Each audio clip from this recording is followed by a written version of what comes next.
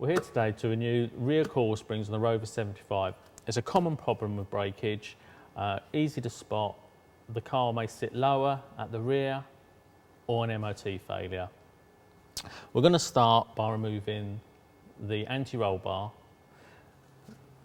then the top arm, and then we have the two bolts on the lower arm which will need to be supported when you undo those two to stop the suspension dropping straight down. I've removed the anti-roll bar and that's completely off. I'm now just going to loosen the top arm.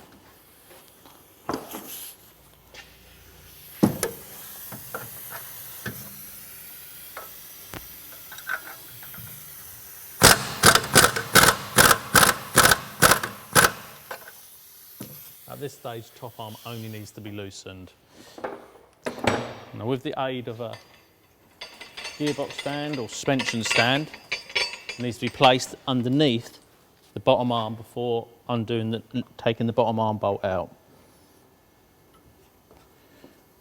I'm now going to undo the bottom arm.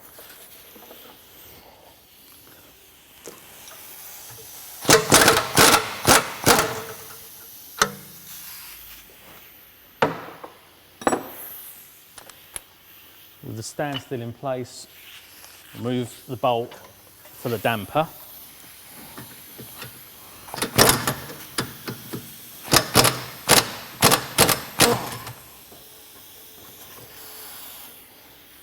The bottom bolt can sometimes be a bit stiff coming out of the bottom arm, so a gentle tap with the hammer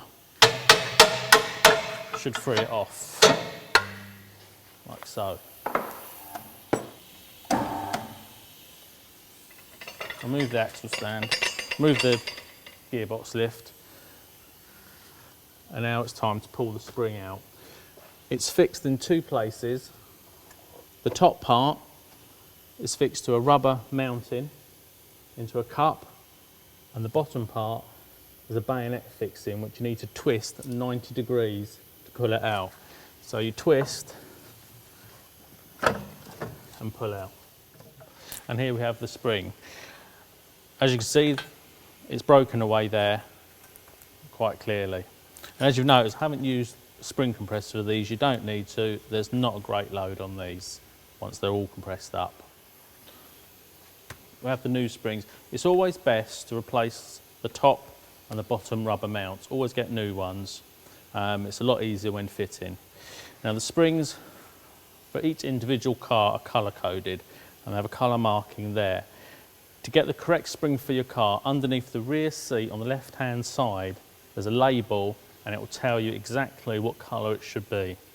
In this case it's red.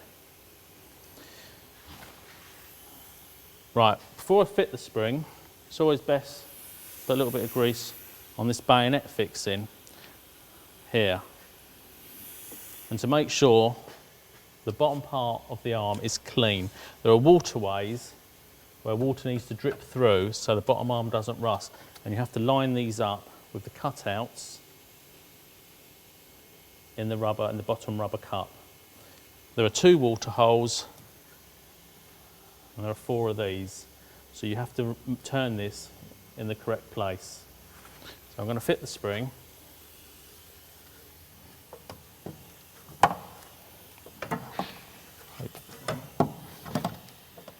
To get more movement on the bottom arm when taking the spring out, you may have to take the brake hose off its mounting.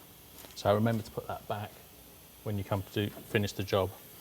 Once the spring is in, remember to turn it 90 degrees in the bayonet fitting, ensuring that the holes, the drainage holes to the bottom arm are clear.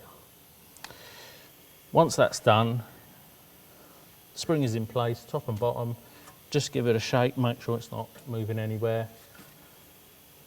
Then fitting is in reverse as dismantling, making sure that the 3 bolts that you undone are torqued up to the correct setting for the vehicle.